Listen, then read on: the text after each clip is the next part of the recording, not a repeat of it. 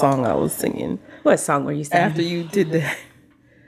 Riding along in my automobile. Just like one of those 52 up songs. Riding along in my automobile. Well, we have rolled into our silliness, it seems like. Record. I told you I was recording. Hey, y'all. Hi. Whatever. They should know us by now. Don't even. Welcome. I wouldn't even try to front. Let me Well, get I was in here serious singing Good Golly Miss Molly. And I didn't know the words. Neither one of us. Because I said, she said, you look like a hog. And I said, you sure like the ball. Yeah. And I don't know which one is rich. I think one day we need to look it up. That's Little Richard, right? Or Chubby Checker? Which one is it? Nobody knows. I don't know. Good golly, Miss Molly. I feel like that's... You look like a hog. That's not what he said. I think that's what it is. That's not what... Why would she look like a hog? You sold them some and you ain't no friend of mine. Ow! It's Little Richard. It is. Are you sure? It ain't Chubby Checker? And it's Little Richard, and I was right. It says, good golly, Miss Molly sure like the ball. Not you look like a hog. So the phrase ballin' was prominent back in the day? I didn't think we started saying that until maybe recently. ball like she likes to have fun. It's not what we refer to it as now. Well, yeah, that in Like money. I'm balling, yeah. I'm spending my money in a fun way. We can't. Good golly, Miss Molly, you sure like the ball when you're rocking and rolling. Can't hear your mama call. I guess it is having fun. Hey. Well, we can't fact check this right now. God rest his soul. Anyhow, welcome to another episode of Bibles, Bible Acts.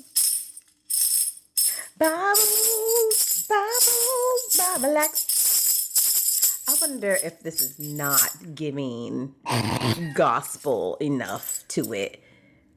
What type of gospel? Like good, deep black gospel.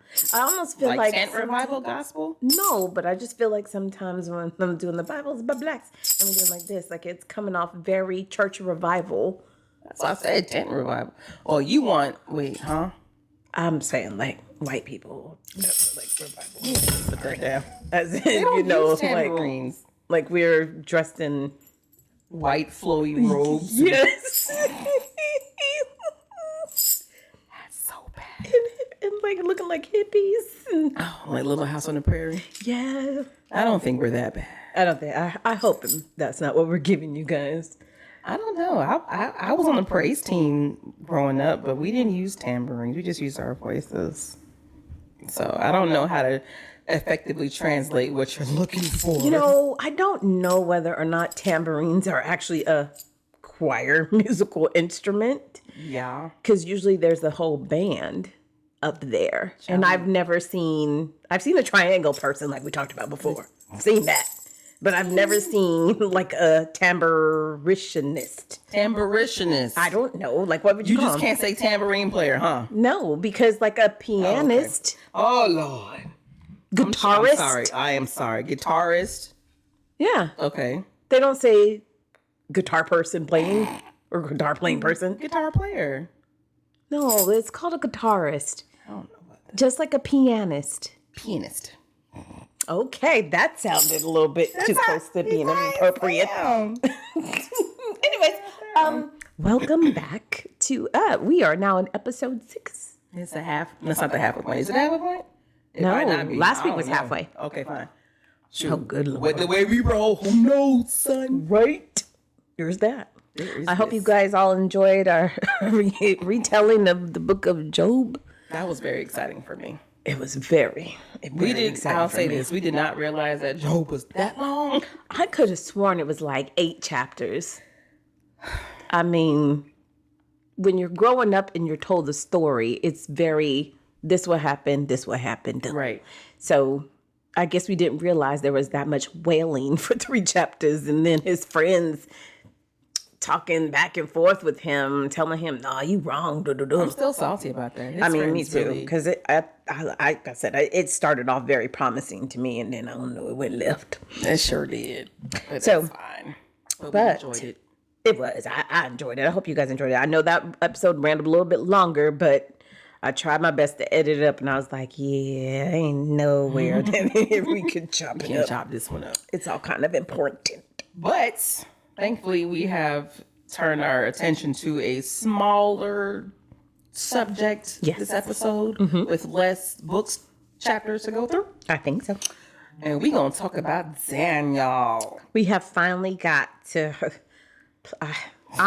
Let me just apologize to the audience now, because there's already going to be a lot of comparison to the Lion from The Wiz.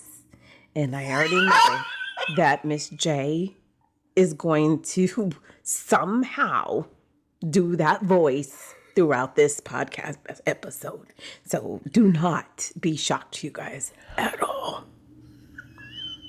Okay, so we have skipped past, as we said, Psalms and Proverbs, because again, you guys, those are all, they're nice, and it's prayers and poems and we'll end up touching back songs and whatnot. And we're not going to do the Song of Solomon, because that's a whole love letter situation going on. And we could save it for February of 2024. Yeah, because it's all romantical and whatnot. I got time for that. Not right now. Right now, we trying to get these A-side stories done. And we're gonna eventually come back to Isaiah and Jeremiah and Ezekiel, who are prophets that, they talk more about where the last book of Judges left off. I'm sorry, not Judges, Kings. The last book of Kings left off where, remember the North and the South split up. Right. And so we had Israel and Judah. Yes. And then neither one of them could get right. And so basically there's just so much war and turmoil. And I think it's like the last king or whatever still wasn't do right. So anyways, they all get exiled, and they get exiled to Babylon. And so this is where Daniel's book kind of picks up off on the rest of the story, whereas Isaiah and Jeremiah and them are talking about all the people as they're living in Babylon and telling them, like, listen, you ain't never going to be free, and you ain't going to be right if y'all don't get yourselves back focused on God to turn back. And before we go any further, the term Babylon itself has so many connotations, even today. And really? Yes. You've never heard people call the law enforcement Babylon? What? Yes. No. Jamaicans especially. What? Because Babylon was like, Babylon, just it's never anything good when you hear the term Babylon. I didn't know that. Yes. And conscious hip hop rappers will say it too. I'm sure Talib Kweli has said it. Yeah, and most. They refer to them as Babylon. Yeah, you'll offline. We'll That's I'll interesting. Put you on, but the term Babylon is never anything good. Okay. So, well, I mean, we know. When you read the Bible, I can see why. I mean, they pretty much. I don't know, where is Babylon. Oh, geographically? Yes. I don't know. Okay, because remember they were. Is there a map? Controlled and put into slavery in Egypt, and now it's almost like, okay, they didn't go to Egypt probably because Egypt was like, we don't want no problems. We've gone through that with y'all before, and so instead isn't the Babylonian Empire Persian? Isn't that like part of the Persian people? Oh, her face! I can't do this with you today. If it wasn't on Carmen Sandiego, I don't know. Where in the world? That's how I learned all my geography. San Diego. Geography stuff. Man, I used to be like, I'm gonna get on that show one day. That big map. I have a friend who actually went on there. Did I tell you? I think I did talk about it one time. I think so. Yeah. I think we did talk about that. I don't know if y'all know what we're talking about, but it is a great Nickelodeon 90s game show. With that big map, I'd be like, Sri Lanka, Madagascar. That's how I knew stuff. I'm horrible at geography. I could never. Instead, I really wanted to go, but have someone who had the smarts to answer the question. I just want to be there for fun. The only one that I could do and have fun was Dare or Double Dare. That's what I wanted to do. I'm not very athletic, so I would have. See, I wanted to dive through the cake, dive through the slime, grab the flag, nasty. run. Ugh. I ain't want to do all that. I did. It looked fun, but I was such a tomboy. I was like, I want to be dirty. Get in there. Ew. Sorry, we sprang. But yes. But yeah, no. So I think, because I do know that part of when the kings left off and stuff, like the Persian king came in and conquered them. And I believe that's around the Babylonian Empire. Again, you guys, please go back and read your Bible because I can't remember. But I know the Persian Empire comes in there somehow.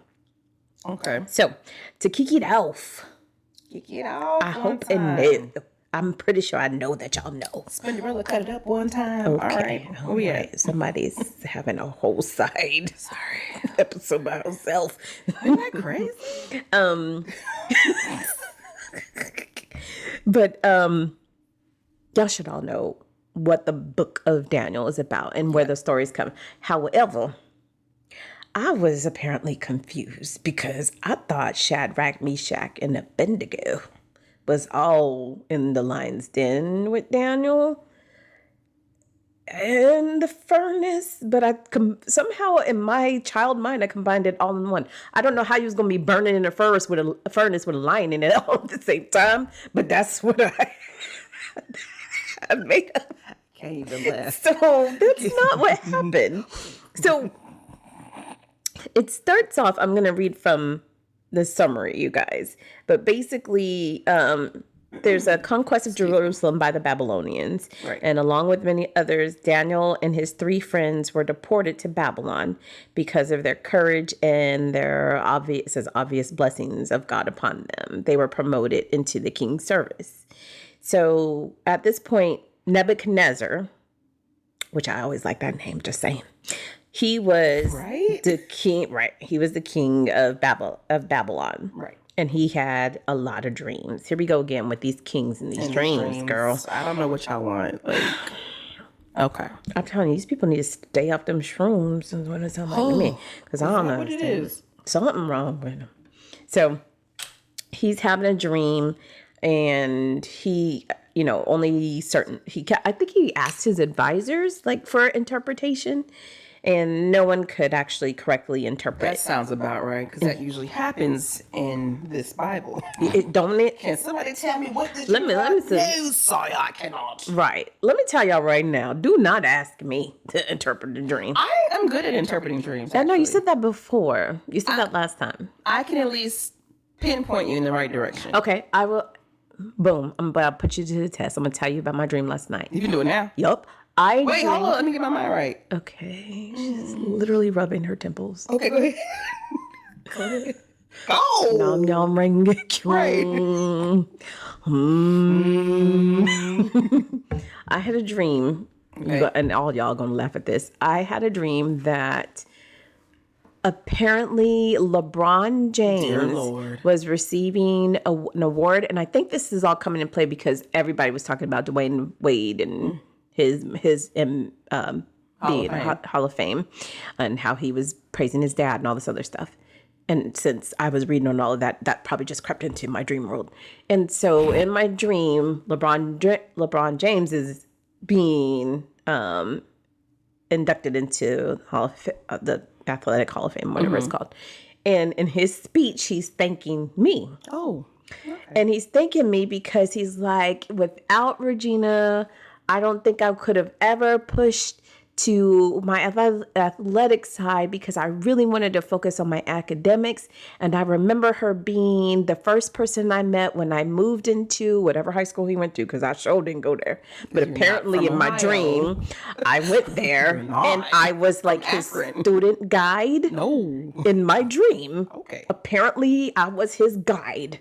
And I, showed him around the school. I pushed him to be socially inclined and meet friends. And, he turned out to be very skilled in basketball. And I pushed him to say, hey, yeah, focus on your academics, but you got a talent there, bruh. And you need to kind of, nurture that talent. Oh. And so he was saying, thank you so much to me for that. Now, again, I woke up, y'all, like, I don't know this man from Adam. I never met LeBron, never spoke to him. I ain't even really that. I mean, he's an okay basketball player. That girl said okay. But I'm a 80s baby. So for me, it's all about MJ. So yes, interpret, please. Okay. So, the dream has nothing to do with LeBron at all. And I feel like it's more of that you want to be recognized for something that you do in your everyday life. It could be your subconscious saying, well, I need my flowers. I need my props as well. And maybe your brain just used LeBron as a medium for this. You know, because you don't know LeBron, you're never from Ohio. Sure ain't. I don't think I've ever been to Ohio. Right? No, I have family in Ohio, so I've been there. But yeah, I think like I said, it can get you in the right direction. Like that's like the ballpark. So you think like LeBron is a manifestation of my job, or LeBron is like a manifestation symbol. of. You want to use the word symbol? Okay, a symbolization of my job, or a symbolization of some type of relationship. Something that I'm saying. Yeah. I got you where you are, so give me my props. Yeah, it could be your job. It could be your... Stop downplaying me like I ain't that chick. It could be your friendships. It could be anything. But that's what it you sounds like could be on something, because I tell people all the time, like, listen, I be knowing things, and I'm a bit of a somewhat of a genius. I need you to stop downplaying me like I don't know stuff. Genius. Somewhat. But see, when people have weird dreams, I can't help you. I'd be like, did you drink something last night? Oh, when they be like, oh, I was flying and. Yep. Yeah. Sometimes, I don't want to get too far away from the dream interpretation, but sometimes flying dreams will say something. But I mean like some absolute weird stuff like, oh, my dog was on the ceiling and I brought him down with a beef jerky. Like what? I don't know. Yeah, no. That doesn't make any sense. You sound like what did Claire used to tell Heathcliff Huxtable? Like, did you eat a sausage sandwich before? Did you eat a pork sandwich before time? Because that's what it sounds like it's saying to me. And that can't happen. The only thing that I know y'all, I'm sorry, we segueing, but the only thing I know about dreams is, like they say, if you dream about fish, that means you're pregnant. Right. If you dream that you're falling, that means you're struggling with something. There's something that you're struggling with or either insecure about or something.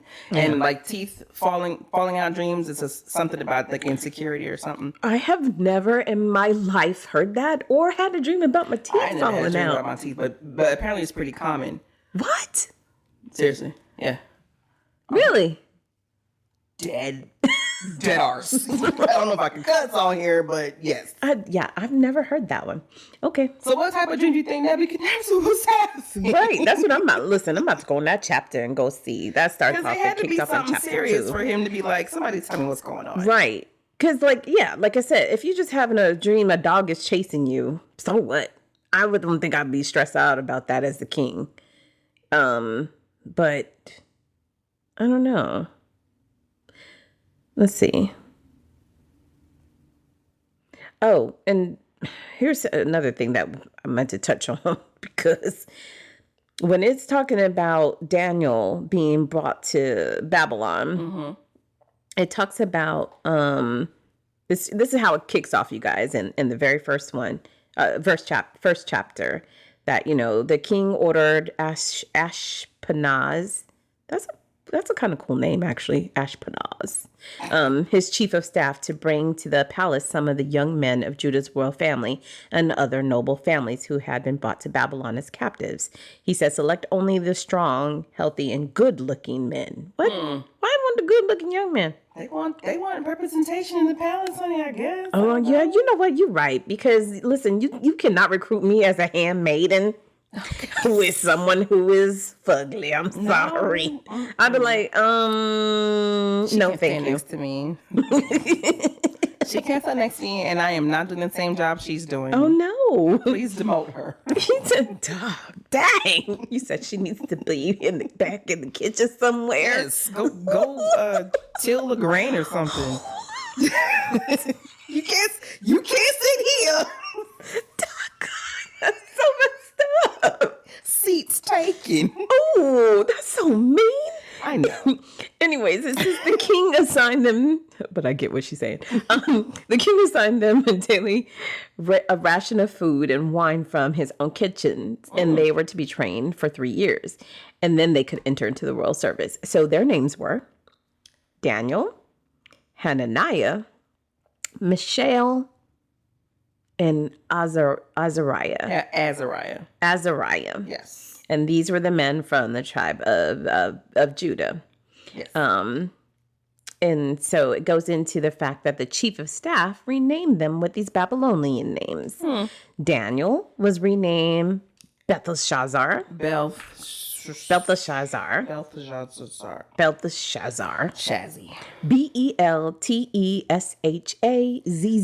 know there's a way to pronounce it. I just don't think we're doing it the right way. I'm sure. Yeah, because listen, you guys need to be used to this by now. Sorry. Hananiah was called Shadrach. Michelle was called Mishael. That's just too many. This is Hebrew people we're talking about. That's a lot of syllables. Come on, man. You got to enunciate every single letter. Go ahead. Mishael. Mishael. It was called Meshach. See? And Azariah was called Azariah. Azariah was called Abednego. Now, I can agree at this point, as y'all just heard the struggle between me and Miss J with the Babylonian king. Let's simplify some of these ghetto names. Now, Daniel was not, so I don't know why they went change that one. But the rest of these, I sure would have changed their names too. Now, I probably would have went with Danny. Whoa. I'm just saying. Before you even go any further, whoa. I'm just because okay, I have an issue with that. Why are you renaming these children? It's just like when they brought the slaves over and Kunta Kinte was that like, is my exactly name is why. Kunta Kinte. I'm going to call you Toby. No, my name is Kunta Kinte. Some of the names are just difficult to pronounce. But that's the name that you were given. I mean, I get that. Okay. But you don't. Okay. I'm sorry, y'all. Please don't get offended. But this is kind of like even nowadays when you have the people from Asia or India that come over like and they go by. I'm sorry? The people that do my nails. Yes. And they go by Cindy, or like people in Hong Kong, they go by Cindy, or they go by Purdy, or they go by Amy. But that is not at all their name. Kim or something like that. Go by your name. I don't But care. the reason why they don't is because it is very hard for us to pronounce, and they don't want somebody like me butchering their name. Now, fairness to them, yes, they should be able to go by their given name by their mom. But you need to also explain to people how to pronounce it. You do. You should probably, I wouldn't say explain, I would say teach how to pronounce a name. But at the same time, you're not going to rename me. Yeah. Like there's a quote by, no, I don't remember her, the lady from Orange is the New Black, the Crazy Eyes, the actress who played Crazy Eyes. Uh-huh. Her name is shortened to Uze Udoka or something like that. But her first name is longer. But I think people just call her Uze. But she had a quote that said something like, why don't you have people give you a nickname or da-da-da-da? And she said her mom told her, she was like, the name I gave you is the name I gave you. I'm probably like paraphrasing. Just teach people how to say that name. Right. Or, if they don't refer to you by that name, then they shouldn't be talking to you. Yeah. No, and I can appreciate that because I have a daughter whose name... It's not hard. It's not hard, but the way that it's written is unique. And so, not unique as in I completely made anything up, but it's just two female words. It doesn't have a hyphen, but it's just it's those two words, but it's one name. Yeah. And for whatever reason, she gets one of the half every time from people.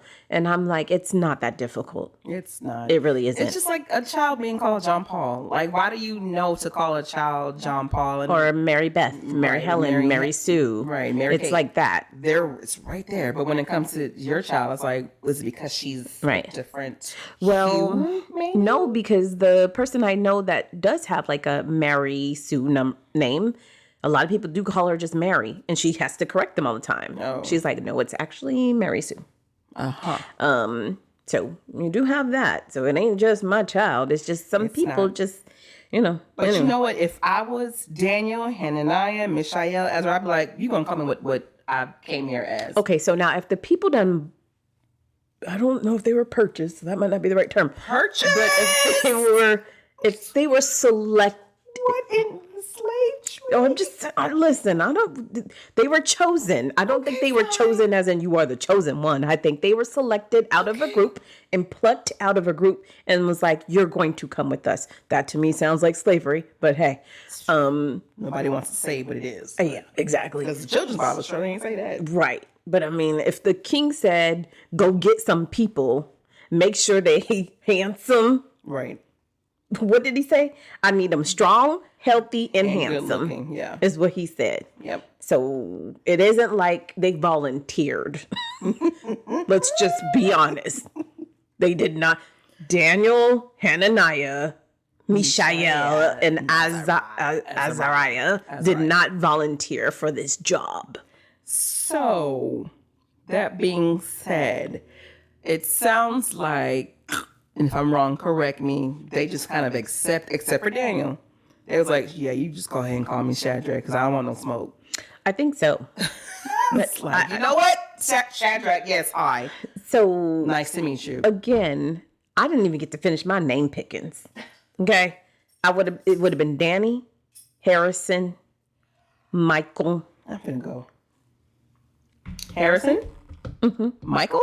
Mm-hmm. And who else? Okay, well, I was just waiting because you said she was about to walk up. I am getting up. I don't know if y'all definitely can't see me, but I'm getting up. And I just would have went with Ash. Like Ashley. I'm definitely leaving. Goodbye, y'all. Ash. Why you get Ash from Azariah? You just couldn't call him Az? Well. Okay, now you see, you just answered your own question. That sounds like Alf. Yeah. So, no.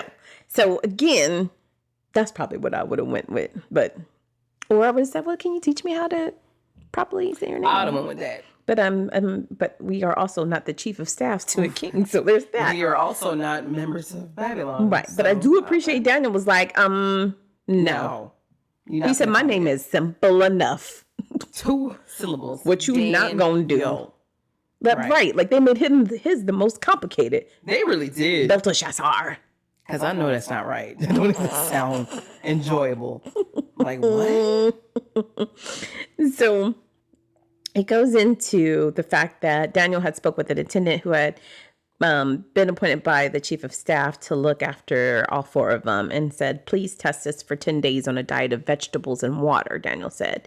And at the end of the 10 days, let's see how we look compared to the other young men who are eating the king's food. So basically, the chief of staff was like, he saw them and was like, hey, y'all not eating the food we giving you. Why you ain't eating the food we giving you?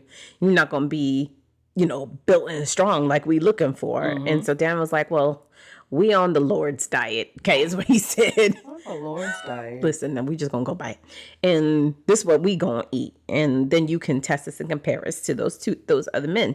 So it says at the end of the 10 days, Daniel and his 3 friends looked healthier and better nourished than the young men who had been eating the food assigned by the king. So after that, the attendant fed them only vegetables instead of the food and wine prepared by the others. So Daniel and them was vegan. Yes. And so I was going to ask you, do you think this is where that Daniel fast comes from? I've never even heard of a Daniel fast. You've never heard of Daniel fast? No. You've never heard of the Daniel fast? I've heard of the cayenne pepper. No, lemon diet.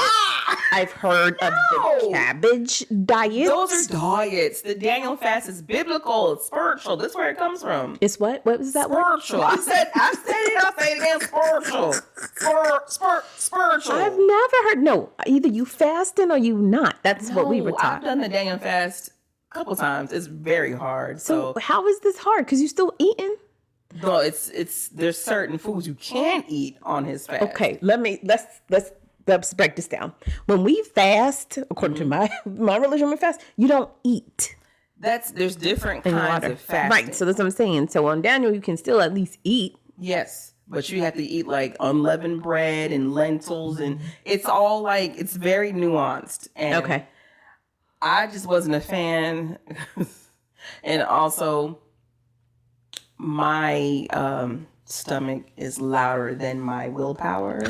So I think it's like 28 days or 31 days. Can't remember. I've never heard of that. But what I was asking you is this where the vegetarian and vegan thing comes from? It probably like does. How a lot of people say you should eat that diet. You'll be healthier. It probably does, but then again, I know some fat vegans, so okay. So let's maybe not use that term. No, I'm going to use that term.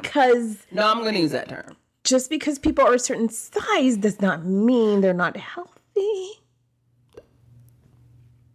Okay, and moving along. No, because listen, before you move, I am in the population of what you would call fluffy and chubby. I know I ain't healthy. I know I am keeping it real. I know. But when I say I know some fat vegans, I'm like, how you just be eating lettuce? What you doing, frying the lettuce? You deep fry it? Like, why are you still chunky? If you are a vegan diet, you should not be bigger than me. This episode is not going at all the way it should. Y'all gonna be all right, because this is, like we said, we keep it real around here. I get what you're saying, because even myself, I am considered quote unquote overweight.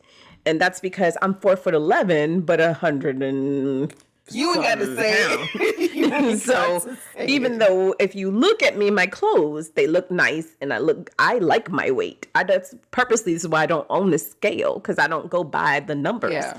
But you have some people in certain demographics. You're so politically correct right okay, now. That will say by what the voluptuousness of my back end, I would be considered too big. But it's like, that's just my culture, and that's just how people from my demographic are shaped. We're not going to skip by that. I'm sorry. I'm going to tell y'all right now, Virginia does have a rear end where you could sit a cup on it, and the cup is not going to fall. I'll tell y'all right now, okay? That's what she's trying to say without saying it. But let's get back to Daniel and the boys of the diet. Okay, so, yeah. Okay. That's where it came from, but just don't be fat. Wow. Okay, so anyways, so it says not only were they, of course, the healthiest out of the guys, it said God gave these 4 men an unusual aptitude for understanding every aspect of literature and wisdom, and God gave Daniel the special ability to interpret dreams and visions. So I just wanted to touch on that, because I had never in my life been told through this story Shadrach, Meshach, and Abednego were not their original names. Yeah, we before we started recording, we thought they were 2 different sets of people. Sure did. And that's how I thought too. Growing up, I thought they were 2 different sets of people. I was like, And then on top of that, I never realized that they were part of Daniel's story. I didn't know those was his homies. I didn't either. Because when we're taught this as kids, they just always talk about Daniel and the Lion's Den, Daniel and the Lion's Den. And I just want to say also, the Children's Bible does not mention Shadrach, Meshach, and Abednego. And yes, I do have it for today. Yeah, we got the Children's Bibles back. I've been sitting here looking, and they are not here at all. So they're just B characters at this point. But even if any of y'all are fans of VeggieTales like I am, there's a whole episode about Shadrach, Meshach, and Abednego, but no mention of Daniel. That's crazy. And so that's the thing. It's like we're told these stories as if they're 2 separate stories. Yeah. So you have Shadrach, Meshach, and Abednego in the fiery furnace, and then you have Daniel in the lion's den. I wonder what the reason. Okay, we're probably gonna get the reason after we come to a conclusion. But that's so. What was did you find at all what the dream is that the king had? No. Okay, I found it. There's another one. So I have it. Okay. It says, one night during the 2nd year of his reign, Nebuchadnezzar had such a disturbing dream that he couldn't sleep. He called in his magicians, enchanters, sorcerers, and astrologers, and he demanded that they tell him what his dream meant. As they stood before the king, he said, I have had a dream that deeply troubles me, and I must know what it means. So we're going to test Miss J. Oh. Then the astrologers asked, the king in Aramaic. Okay. Long live the king, tell us the dream. And so he said, the king said to them, I am serious about this. If you don't tell me what my dream was and what it means, you'll be torn from limb, and your houses will be turned into heaps of rubble. Dang. But if you tell me what I dreamed and what it means, I will give you many wonderful gifts and honors. Just tell me what it means. Dang. So he came out swinging like, you tripping. He's letting them know, listen, this is a serious dream I had. Right. I don't know. I need the absolute answers to this. If you ain't got it, you gon' go. Right. And so it says, they said, please, your majesty, tell us dream and we can tell you what it means. And so the king said, I know what you're doing. You're stalling for me for time because you know I'm serious when I say if you don't tell me, you're doomed. You're so indignant. Right. Just tell me what the dream so is. you have conspired to tell. So in other words, he's losing his mind. Yeah. Because he's like, All you these conspired. kings, it's like the third king that done lost his mind already. He really is. He's talking, oh, you conspired to tell me lies, hoping I would change my mind, but tell me the dream. So instead of just saying, no, I don't want to tell you the dream. I want you to tell me what I dreamt. In other words, I want you to be a mind reader. Tell me what I dreamt and then interpret it. That's not how that works. I know, but at least say that. He over here getting mad, throwing tables, having a whole fit. And they're telling him, they're like, no one on earth can tell the king his dreams. And no king, however great and powerful, has even asked such a thing. They're like, what you... Like Miss G said, they're like, what you want us to do? We can't read your mind, bruh. I can read your mind, girl. Okay, AZ. Oh. That's not AZ. Yes, it is. No, it's not. That is Oh, Avant. I'm sorry, Avant. AZ is a rapper. That's not. I know what you're thinking. That's what I would have did for the Nebuchadnezzar. It's so, you would start singing and dancing? I'm like, look, King. It's all right. Look, King. Good God. I'm going to tell you your dream. It's all right, King. It's all right, King. I'm going to tell you. And then it comes your back on dream. saying, we're going to tell him his dream. Whatever dream you dreamed. We're gonna interpret it for you.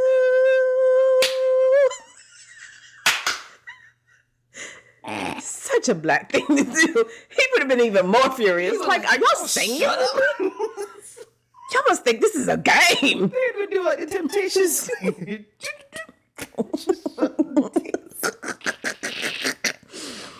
So of course he got furious, and because of the king's decree, men were sent to find. Oh wait. Oh, that's interesting. So it says, no one except the gods can tell you your dream, and they do not live here among the people. The king was furious when he heard this, and he ordered that all the wise men of Babylon be executed. That's you just jumping at the bit. So because Daniel and his friends, as we just said, were wise and whatnot, they would have been the part of those team of people that was supposed to be executed. The gun. You haven't even talked to Daniel and the crew yet. You just like, oh, none of y'all know what the dream's about. Go ahead and kill them all. Right. So when the king's guard came to kill him, and they were like, "What? Like, what we do? Like, why is he issued a decree to kill us?" And he's like, "Oh, well, that's because nobody was able to interpret his dream." No, I've been like, what dream? Nobody told me nothing. Right. How you kill me? I don't know what's going on. So it says Daniel went at once to see the king and requested one more time to tell the king what the dream meant. So then Daniel went home and told his friends Hananiah, Mishael, and Azariah what happened. He urged them to ask God of heaven to show them his mercy by telling him the secret, so they would not be executed along with the other wise men. Mm-hmm. So Daniel praised the God of heaven, and he said, "Praise the name of God forever and ever, for he has all wisdom and power. He controls the course of the world events. He removes kings and set other kings up. He gives wisdom to the wise and knowledge to the scholars. He reveals deep and mysterious things and knows what lies hidden in the darkness. Well, though he is surrounded by light. I thank and praise you, God of my ancestors, for you have given me wisdom and strength. You have told me what we asked of you and revealed to us what the king demanded." So Daniel ends up going, of course, to the king and saying to him, "Don't kill the wise men." This is what he tells to the king's guard. He's like, "Don't kill the wise man. Just go ahead and go and take me, and I'm going to go ahead and revert to him." So they go in front of the king, and the king says to Daniel, who is also known as Belteshazzar, he's like, "Is this true? Can you tell me what my dream was and what it means?" And so Daniel replied, "There are no wise men, enchanters, magicians, or fortune tellers who can reveal the king's secret. But there is a God in heaven who reveals secrets, and he has shown King Nebuchadnezzar what will happen in the future. Now I will tell you your dream and the visions that you saw. While your majesty was sleeping, you dreamed about upcoming events. He who reveals secrets has shown you what is going to happen. And it is not because I'm wiser than anyone else that I know the secret of your dream, but because God wants you to understand what it was in your heart.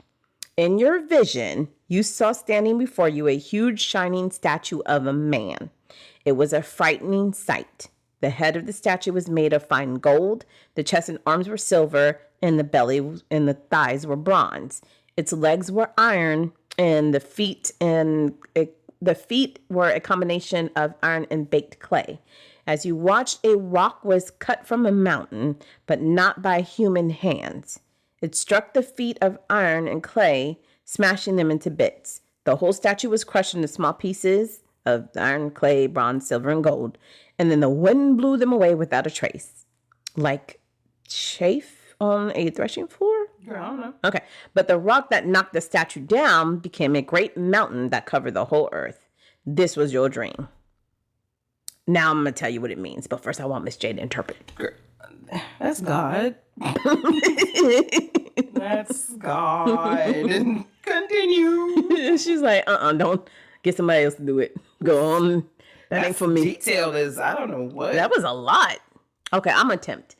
Before we go into the interpretation, I think what it meant was you have built your kingdom upon wealth and upon things, not upon faith. And therefore, I, who am like I said, it was not a man. So I, who am not a man, am powerful. I'm about to tear your kingdom down. And I'm going to build when he says a mountain, I'm not sure what that means, but because I don't think that's like another kingdom that he's building. Is that like an actual physical mountain? Remember, this is symbolization, like you were telling me about LeBron. So maybe You just had to go back there. Maybe the mountain is the rock. Maybe mountains interpreted as a rock. Because you know how people say, Jesus is my rock? Yeah. Jesus, my help. Sorry. Okay. Maybe that's what it is. Like, it's like a true kingdom will be coming. So I promise y'all I didn't cheat or scan ahead. So let's see what it means. So he says, you, Majesty, are the greatest of kings. The God of heaven has given you sovereignty, power, strength, and honor. He has made you the ruler of all the inhabited world and has put even the wild animals and birds under your control. You are head of gold. You are the head of gold. But after your kingdom comes to an end, another kingdom inferior to yours will rise. And then after that one, a third one. Okay. Like foreshadowing. So it's foreshadowing. So basically the gold part is him. When he comes down, the next ruler is only going to be at the silver level. And then the next one will be bronze level. That makes sense. So yeah, I think that's what it is that it's saying the silver is another kingdom that is going to come in after his kingdom. Then after that kingdom comes in, then there's going to be a third one that's bronze, and then a fourth kingdom. So now down to the iron and the iron, which is another one, and that one's going to still crumble and fall. And then all the way down to the feet and toes is the iron that's mixed with the clay. And so he's saying that portion, so all those empires are going to fall, and the symbolization of the iron mixed with clay is saying that parts of it's going to be strong as iron, but other parts are going to be weak as clay, because a mixture of iron and clay is showing that these kingdoms are going to try to strengthen themselves by forming alliances with each other through intermarriage. But they're not going to hold together because iron and clay do not mix. Oh, he broke it all the way down for this king. Dang. I was chuckling because I just remembered when you said the word crumble. I'm not going to say Are we thinking about the cookie girl? No, I'm thinking about Tory Lanez's daddy. He was like, Rock Nation will crumble. Rock Nation will crumble. Sorry, y'all. I just kept giggling. I was like, There's a little bit of pop culture inserted in there. But yeah, that's pretty much what Daniel's saying. Like, this is what you want to know what your dream meant? Guess what? It meant that, right now, while you king, is going to be a strong kingdom. But after you die, whoever takes succession is not going to be doing as great. Then the next person's going to be even worse than that person, and so on and so forth. And then they're going to try to fix it up by commingling with people, which I don't know how many times God has told y'all to stop commingling with people. Stop getting together with other people. Right. And it wouldn't even be if those people serve God, is fine. Because as we saw, as we read in the book of Ruth, Ruth was from a different nation. She learned to love and accept God because of who she was married to in that family. You know, this is why extremists be like, we got to keep the bloodline clear. Oh, God. Keep the bloodline blue. I'm not going to say which extremists, because it could be anybody. But some of them, they like do that. And you'd be like, that's not scientifically safe. Like, okay. Right. Like, some kids might have some. Well, if you want to do that, you go right ahead. Right. So, either way, that's pretty much what he interpreted. And then it says that Nebuchadnezzar threw himself down before Daniel and worshipped him and commanded his people to offer sacrifices and incense and stuff. And he said, truly your God is the greatest of gods, the Lord over kings, a revealer of mysteries, for you have been able to reveal this secret. And so then the king appointed Daniel to a high position. And then at Daniel's request, the king also appointed Shadrach, Meshach, and Abednego to be in charge of all the affairs of the province of Babylon while they remained in the king's court. Okay, so yeah, I mean, they just keep commingling, and I don't know, these people don't want to do right. But either way, so it goes in, when I look at the summary, it was actually, they said it a lot sweeter than what we said when it was said, unfortunately, Nebuchadnezzar can't remember the dream. Ooh. So Daniel has to remember it for him and then divine its significance. Otherwise, he and his fellow magicians or wise men would be put to death. That's just cold. And it says here that the dream that Daniel interprets and represents the different empires and kingdoms of the day, while prophesying, this is interesting. It says prophesying that Alexander the Great's Macedonian Empire would rise up and swallow the rest. So basically, that empire that comes way down the line is pretty much that last one that I was talking about, such as not the rock, but that last one that crumbles. I need a map. I'm gonna buy a map. Didn't. So, but it does say, he's so silly, that the rock, of course, that he was representing, that was cut off, is, the kingdom of God coming in. What does the children's Bible say about it? Does it even talk about the dream? Does it break it down? No, it doesn't talk about any of that. It says, I'll read a little bit. It says, let me go from right here, where we are. The king of Babylon, doesn't give him a name, saw that Daniel was a good man. He gave him a very important job that made other people very jealous. They went to see the king. It says, "Oh, king, you're so great and so wonderful. Make a law that says you will punish anyone who treats anyone else more important than you." "Good idea," said the king. "So that anyone who disobeys me will be thrown into the pit of lions." So it skips everything about that we're about to get into right now, which is the fiery furnace. Okay. It went straight past. And interestingly enough, there's a picture I'm looking at of 3 dudes. Okay. So that could be Shadrach, Meshach, and Abednego. Okay. But it don't say it. And so where's Daniel? If it's the 3 of them, which one's Daniel? I don't know. Because it's supposed to be 4. So, and this, see, there it is. It's 4. So I'm touching the king. There's Daniel in the blue robe, and there's the 3 in the back. The 3 homies. So they are, again, primary colors. They're represented by purple, green, and red. Yeah. The king is in a red robe, and Daniel is in a blue robe, and Daniel has gray hair. Well, they say gray hair is a symbol of wisdom, so. But it's just odd that he's the only gray-haired friend in the bunch. I don't. But yeah, anyhow, it skips any mention of the 3 homies and the fiery furnace and goes straight to the lion's den. So if I was one of them, I'd be like, I appreciate you holding it down for us. Because remember, he was just like, not just don't destroy the wise men. Let me come interpret this for you. Right. And because he did that, this was a major come up, right? Like they got to come up for just being his homies. Right. So I appreciate that. But at the same time, I'd be like, that might be a lot of pressure. I don't know if I want that responsibility. I feel you. I've been like, you could just have Daniel. I'll go back to Dang, you throw Daniel on there.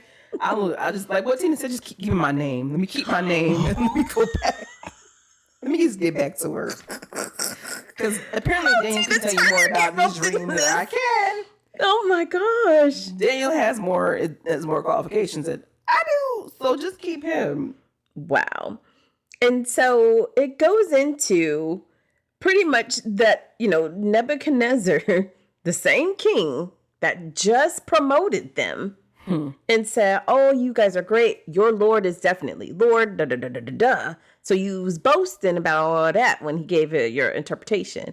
Now the same king creates a gold statue. It says that statue was 90 feet tall and 9 feet wide. You know what?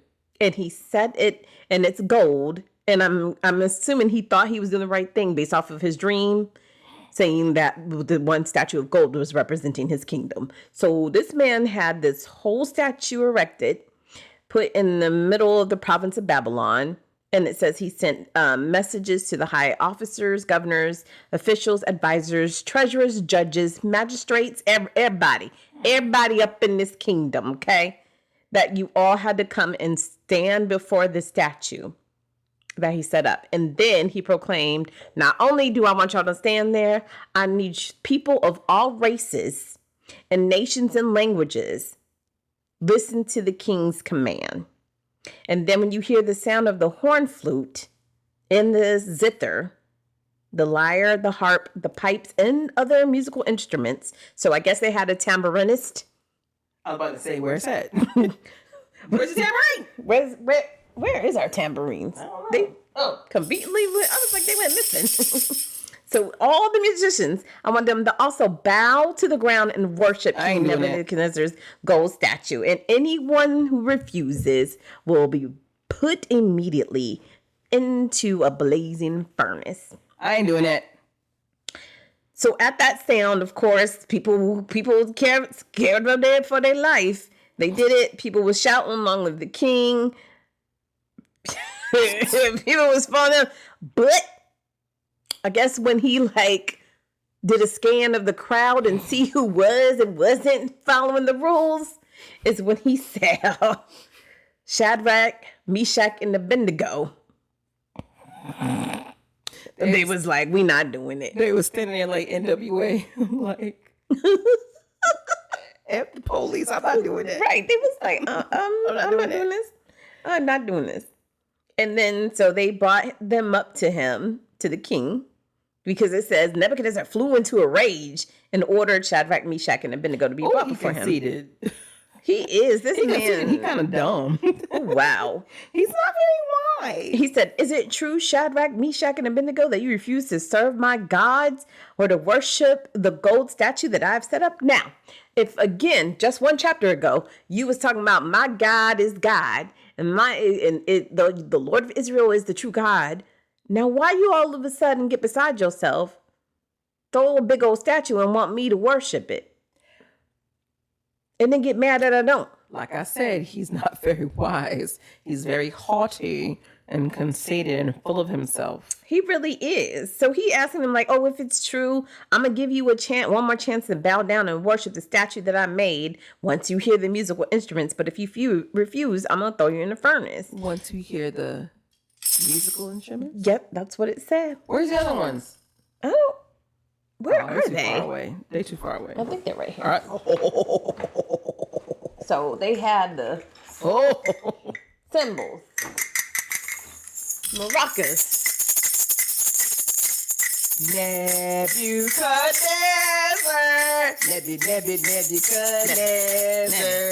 He's the man. He's the man. He's the man of our kingdom. Why are you staring at me? That's the song. Okay, and then it what? Then the Okay, Mic start it drop. over. They put the pause, take a break. Okay, he's not happy, y'all. Y'all ready? Yes, you could dance, you could dance. And then mic drop. And Shadrach, Meshach, and Abednego is like, we still not partaking. We in still that. not doing this. You know what? We are Yeah, not. Doggone symbols. Give me that. I don't want to do that. You think they start fighting people in the Always pushing. It's like, oh. they probably slapped that tambourine and Get yourself away from me. I'm not doing that. It's like, get that out of here. We're not here for this. That's stupid. So they did not, of course. And then they spoke up. So they said it from their chest. They said, "Oh, Nebuchadnezzar, we do not need to defend ourselves before you. If we're thrown into a blazing furnace, the God whom we serve is able to save us. He will rescue us from your power, your majesty. But even if he doesn't, we want to make it clear to you, your majesty, a little shady, that we will never serve your gods or worship the gold statue you have set up." So I kind of I rocks with Shadrach, Meshach, and Abednego. You ain't about to force me to bow down to you or to your statue. No. Just because you fool yourself, bruh. Like, at the end of the day, I'm not serving the statue. I am here to serve you as the king because right now you are my king. You're paying me. Right. But what I am about to do is worship, because some of these kings do be getting ahead of themselves. Could you imagine the king just all of a sudden, steps on, this is going to sound weird, but if a king was walking around, he stepped in some dog poop, and now all of a sudden he's sanctioned that this shoe or sandal that's covered in dog poop must be worshipped. You gotta worship that, and you need. I'm not doing that. I'm not doing that. That's nasty. I'm not doing that. Right, I'm not doing that. And so they're like, no. And then they were like, Your Majesty, if you feel like what we're telling you is wrong, then you know what? By all means, throw us in the furnace. Let's see what happens. Nebuchadnezzar was like, bet. Time up, roll up, let's go. Because I told y'all what was going to happen if you didn't bow down. Right. So now, it don't say that they're married? Shadrach, Meshach, and Abednego? I don't think that doesn't go in the story. I don't, honestly, I know we about to joke about it, but I don't think they had any women's. I don't think so. Because they're such good men and wise men. They're not worried about lady friends. They had a job to do, which was to be wise. Yeah, but don't they want to have a lineage? I don't think they cared. You say, I don't think they cared? No, I'm serious. I feel like they knew what their purpose was and then didn't involve a wife and kids. They're like, that is not my ministry. That's not my wheelhouse. Because I'm just trying to figure out if they were, even if they wasn't married, if they had, female. What you think the wife gonna say? Yeah, how? She gonna be like, they finna tie up my baby? Right. They put him in a what? Because I know I would have been like, not my man. I'm gonna come up with all the escape plan. I'd have been like Whitney running out when Bobby got released. How she jumped out like, not my Shadrach. That's mine. That's mine. He's not going in no furnace. I'm not. I would have had a whole rebellion. What if they were like, well, y'all can go together? I'd be like, wait, I can't go because he was like, nah, I gotta watch the kids. He's actually more anointed than I am. He's the one that's gonna come out unscathed. Myself, yeah, I'll probably get hurt. So I'll sit back. I'm sneaking you a spoon and file and everything else so you could try to break on out. A shiv. Shank. Right. Shake. I got this for you. Use it. So basically, this is where that story comes from. And so when Shadrach, Meshach, and Abednego are thrown out, so where's Daniel at? Where's the homie? Daniel is watching from afar. Daniel better not be watching because you're the one who got me up in this court. So, okay, so hold on. Are we thinking that Daniel probably did not do that. Daniel did not bow down to the maybe he was asleep. Maybe he was on holiday. There we go. He was away at the time that statue was built. He was doing something off-site. So he was on a mission? So he was sent on a mission somewhere, you think? Yeah. That's what we're going with? We're going to go with that. Because and then when word got back to him through the Israel Daily News, he was like, oh, wait, no, not my homies. I'm coming back. Right. Something because, again, this is why when we're younger, the stories are separate. Yeah. Because we are told that it's the three of them thrown into the furnace. Because it said, where did it say? Let me read this really fast. I think I saw it earlier and I lost it. But it says, the tales are in the voice of an anonymous narrator, except for chapter 4, which is the form of a letter from the king. But chapter 3 is unique in that Daniel does not appear in it. So yeah, he's on a mission somewhere. We're going to go with that. Okay. So basically, the guards tied the three homies up. With their clothes on. Fully dressed, it says, with their pants, their turbans, their robes, and their garments. And because the king was in such anger, he demanded such a hot fire in the furnace. So rude. The flames killed the soldiers as they threw the three men. So the flame is that hot that as the soldiers are approaching with the three men binded up, that they have been burnt. Can you imagine? And singed to fire. I gotta set this up. So you the soldier, right? Like, yeah, he tied him up. Yeah, I told y'all should just, y'all should bow. Like, why y'all just do it? I told y'all should just, wait, is this on tight? All right, cool. It's gonna be hot, fellas. It's gonna be hot. So let's just, I don't know what y'all do. Say a prayer. I don't know, but just come on, let's go. By the time he even says, let's go, whoosh.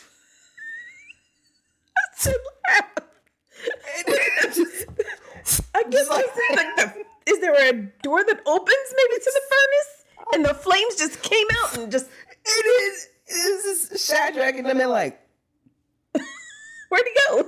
They're like, where did he go? What happened to this? He go. So what do? We just keep walking in there because they're gone. And it says it was the strongest men, plural.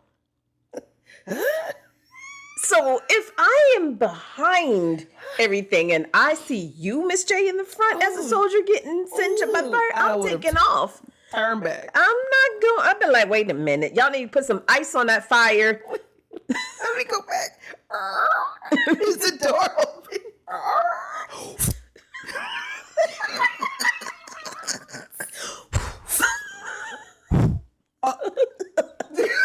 Did y'all see it?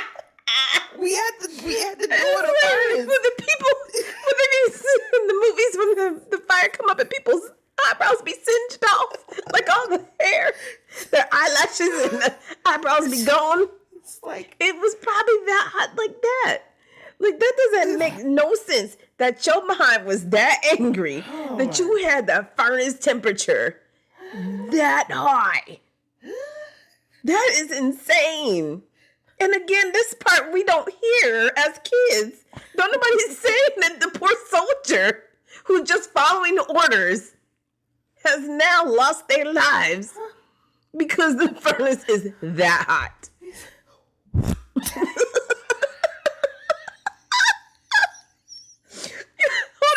Hold on. We're going to touch on that. So the order comes down to the head furnacer. I don't know who the person is. And he's like, master. Right. He's like, yep. We got the temperature set at 500 degrees Celsius. Mm-hmm. Yep. Wait, what? You want us to turn it up some more? Are you sure? Because 500 is pretty hot. Okay. He said, turn it up. Make it 800. And so the person down in the first is like, what?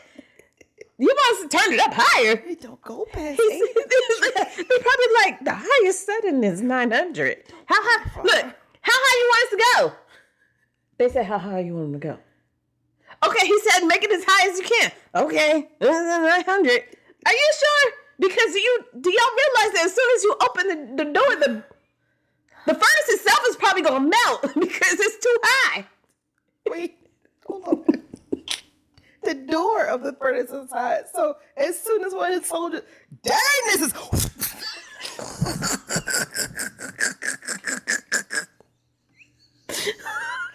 Oh, Lord, this. Oh. Okay, all right, we have got to. The person lighting the furnace is like, I don't know what they doing up there. I hope they know that somebody gonna die today because this is we've never had it up this high before.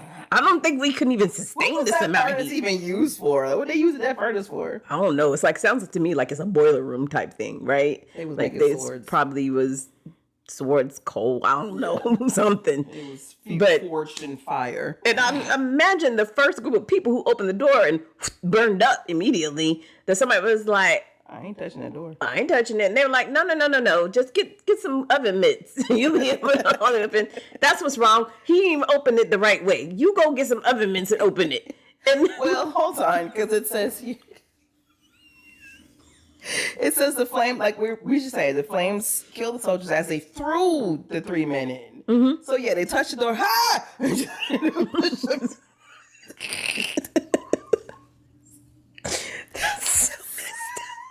so terrible. So messed up. So Shadrach, Meshach, and Abednego, which I just love saying their names. That's some black names. They fell into the roaring flames, it says. But suddenly Nebuchadnezzar jumped up in amazement and exclaimed to his advisors, didn't we just tie 3 men and throw them into the furnace? And they were like, yes, your majesty, we certainly did. And so, look, is what Nebuchadnezzar shouted. I see 4 men unbound, walking around in the fiery unharmed. And the 4th looks like a god. So Nebuchadnezzar's like, it looks like a god. So how does he know what a god looks like? Because he think he's one. Oh, well. So, I'm sorry for the quick. Well, I feel like if you like, you kind of it was, but you kind of you think like somebody gonna look like me. Like he probably has the what he saw just embodied like what a god would look like. So my thing is he taller than your average man?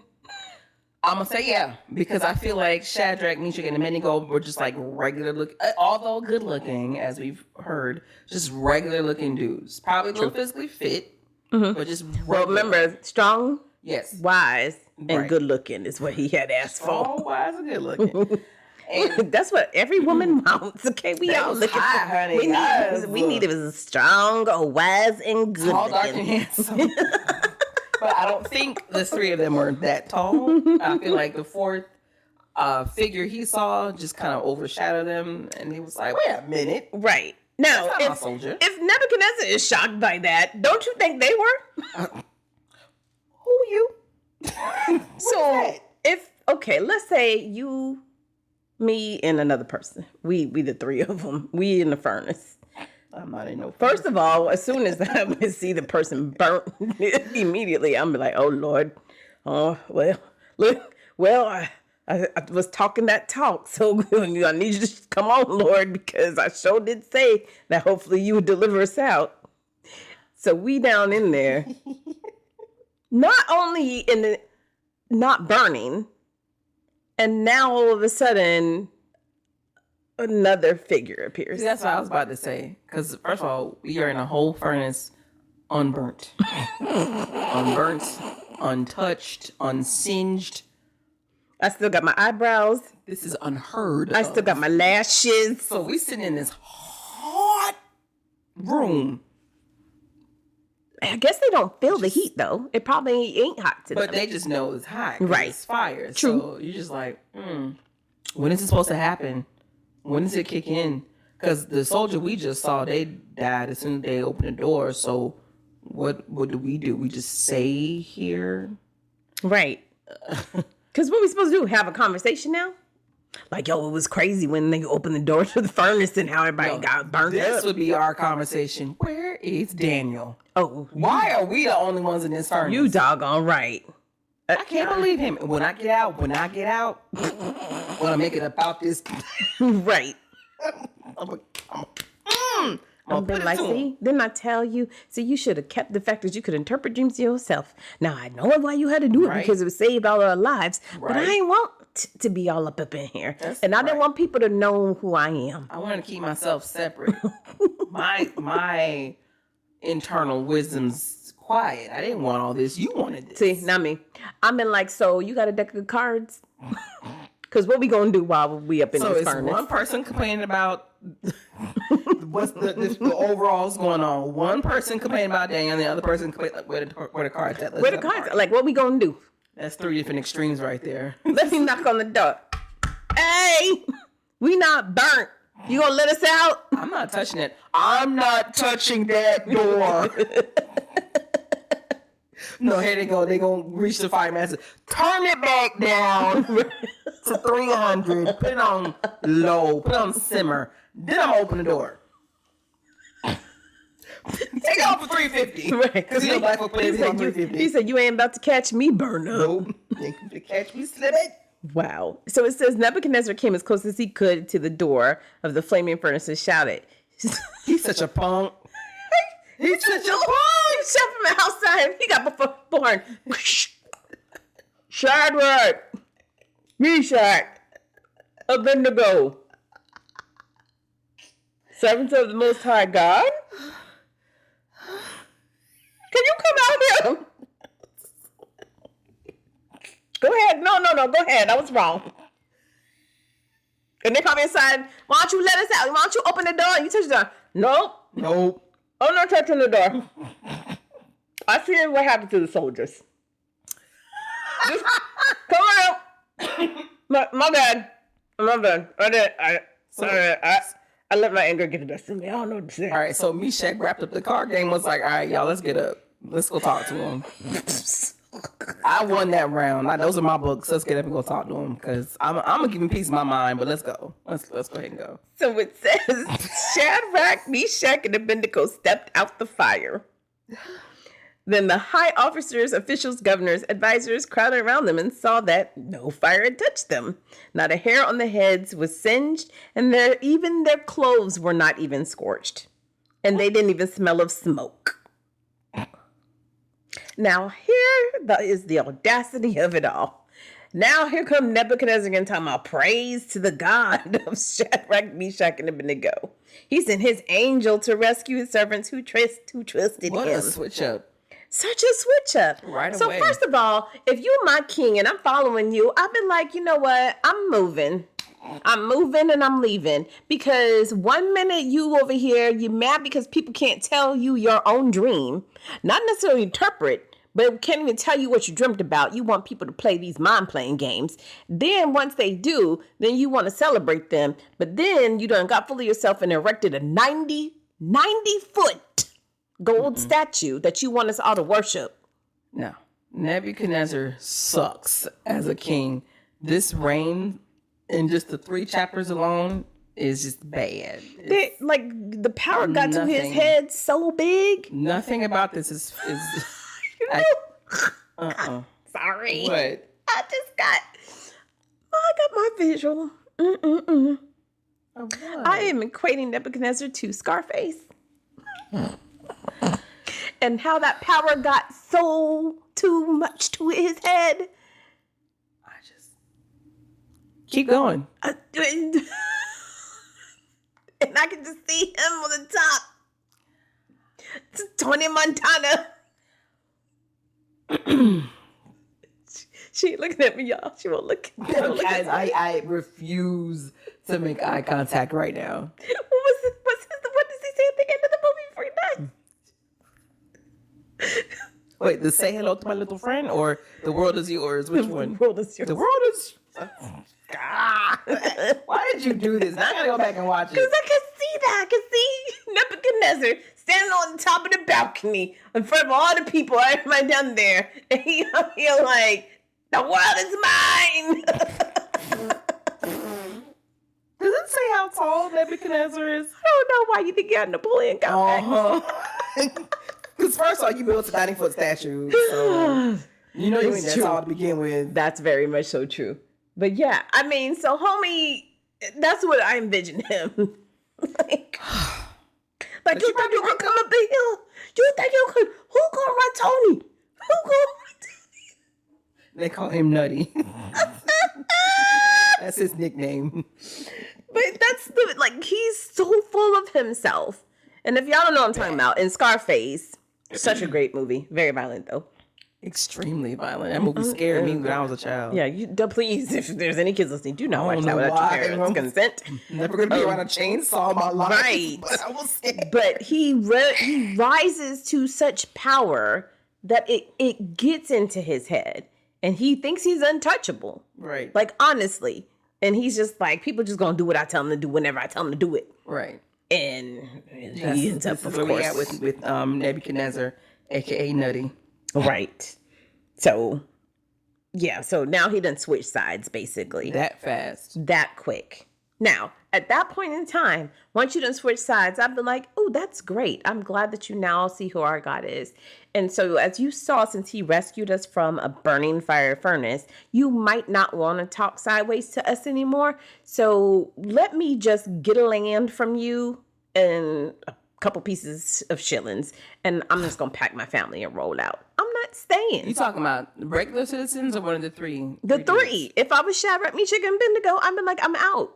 I'm not staying because you're unstable, bruh. But at the end of the chapter, they got promoted to even higher positions. So no, they're thank not you. going nowhere. I respectfully decline your offer. No. Well, I mean, you say that, yeah, but apparently they was like, run it. Yeah, no, I would have respectfully declined because he's proven to be unstable. And that... Every king in his Bible is unstable. Well, yeah, there's that. Yeah, so I agree. And like Miss J said, he's definitely proven to be unstable. And so this is a good point for us to stop part of this recording because we still haven't even touched on Daniel in the Lion's Den yet. So we're going to go ahead and end part 1 here. And we're going to pick back up next week on Daniel in the Lion's Den. So we hope that y'all enjoyed this episode. Tune in next week. See y'all.